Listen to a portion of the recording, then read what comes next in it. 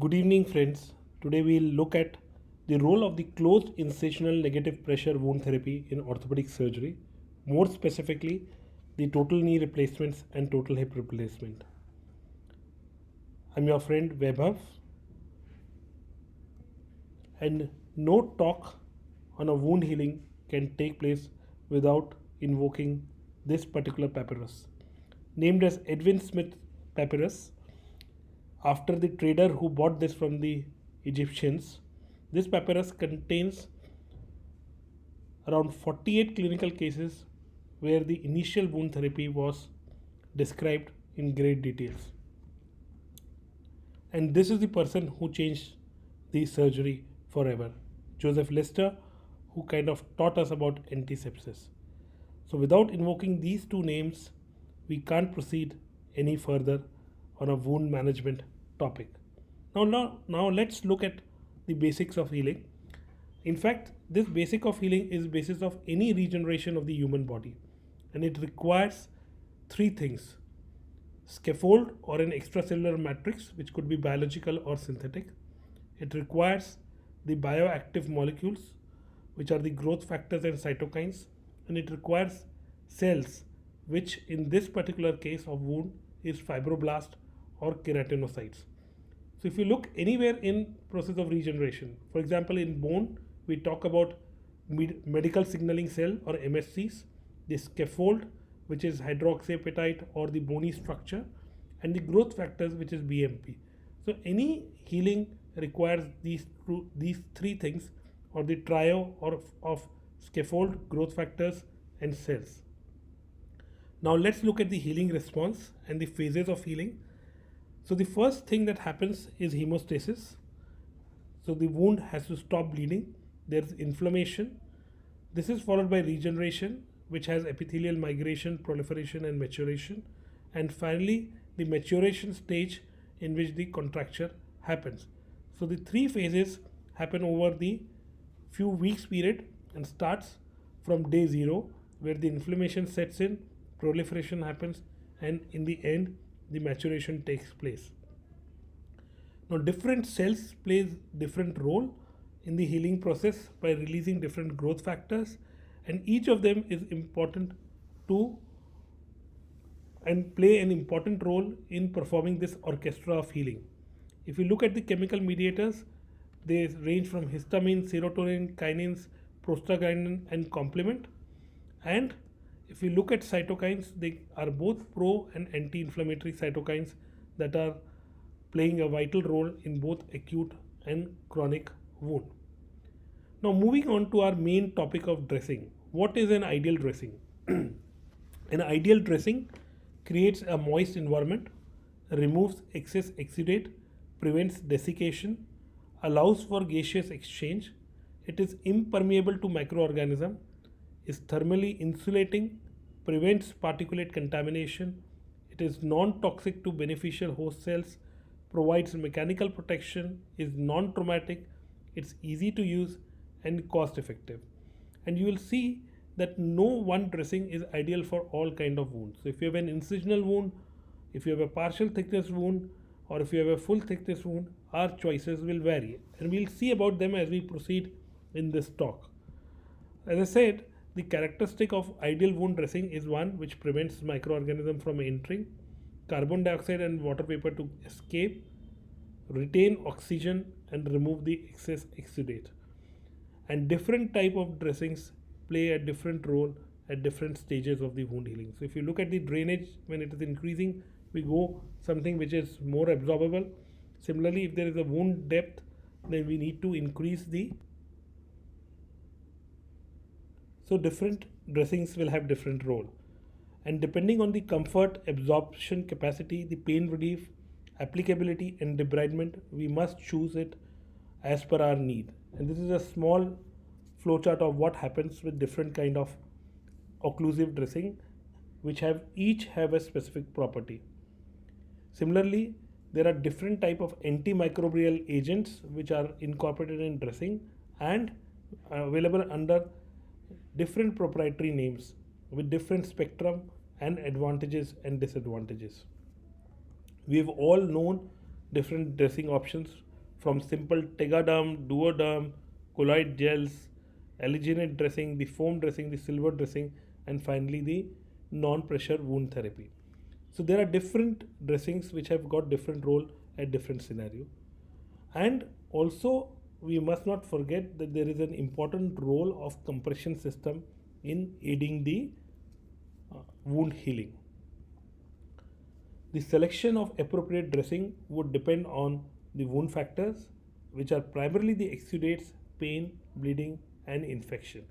So, if the exudate is heavy, then you need to lean towards hydrogel, films, and foams. Also, in order to reduce pain, you should think in terms of soft silicone. Bleeding is very well controlled by alginates, and infection with topical antimicrobial agents. Now, it is also very important to evaluate a wound, and this is something that we all must know. So, how do you evaluate the wound? So, there are few things that we should communicate when we are talking about a wound. One is drainage, which is defined as a fluid actively discharging from the wound. Cellulitis, which is redness and edema around the surgical area that was significant enough to require oral antibiotic. Blister is the collection of fluid under the epidermis within the 10 centimeter of the incision. Hematoma is blood collection as evidenced by ecchymosis surrounding the surgical area within the 10 centimeter.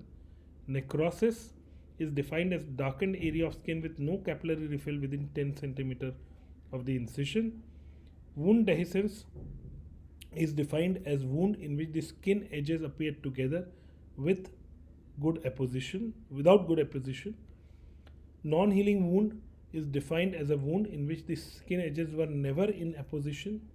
Suture abscess is defined as localized area of redness, induration, and occasional purulence within the incision line that often requires localized drainage. Surgical site infection is defined as redness and edema around the surgical area that was significant enough to require IV antibiotics. And the prosthetic joint infection is defined using the Musculoskeletal Infection Society criteria. So simply looking at this wound, we can make out which of the wound has poor healing, which is a fair healing, which is a good healing, and which is an excellent healing. So all of these are the images of a TKR wound. So these days the wounds are much smaller, but you can grossly make out which are good and which are bad. Now coming to PICO, which is the main topic of our talk today. So what is PICO?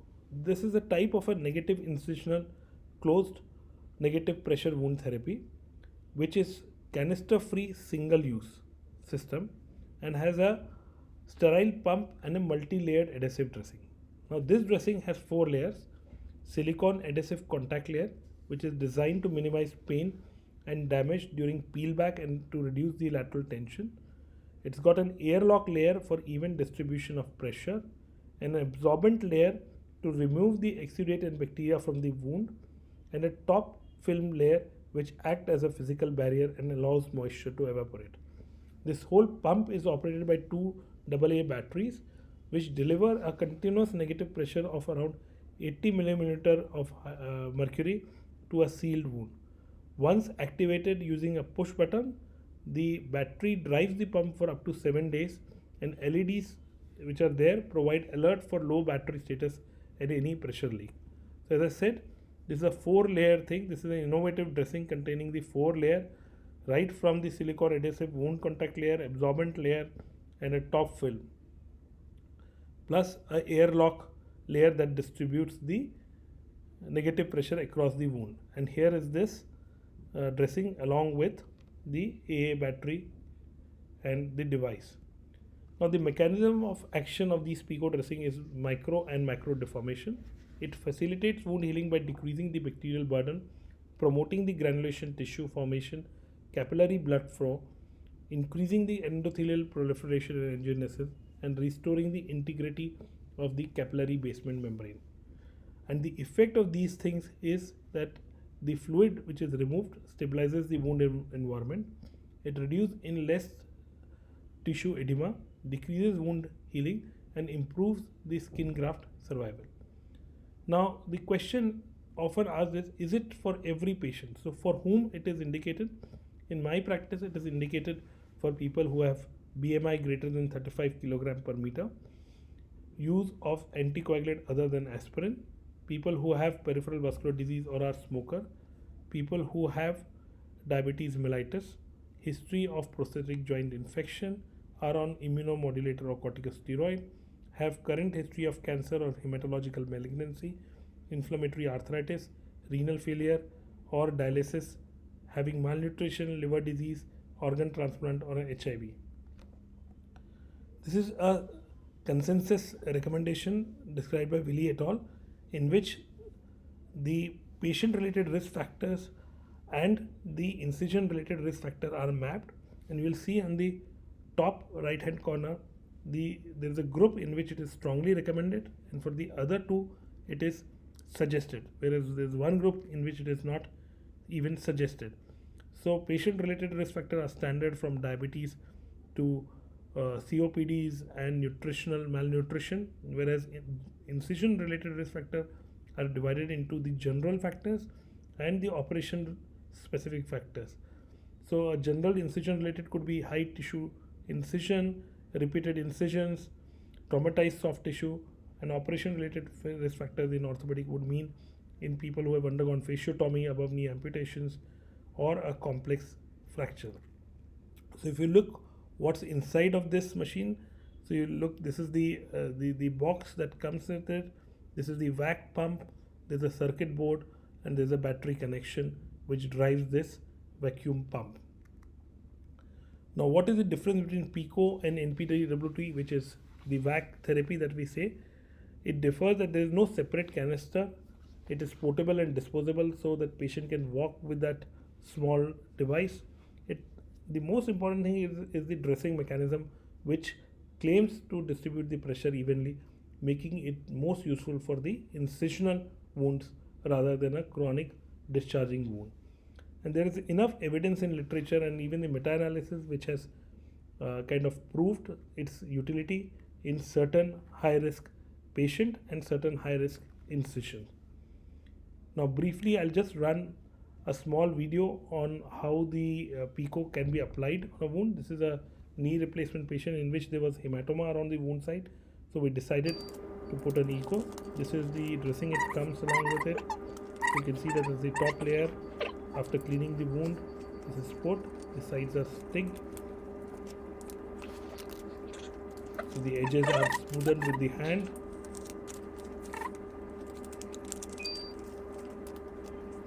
And once this main dressing is applied, it also comes with 4 supplemental side occlusive dressings so as to prevent any leakage or air leaks. Seeing that these are applied at all the corners of the wound. It's cut in 2 pieces for down.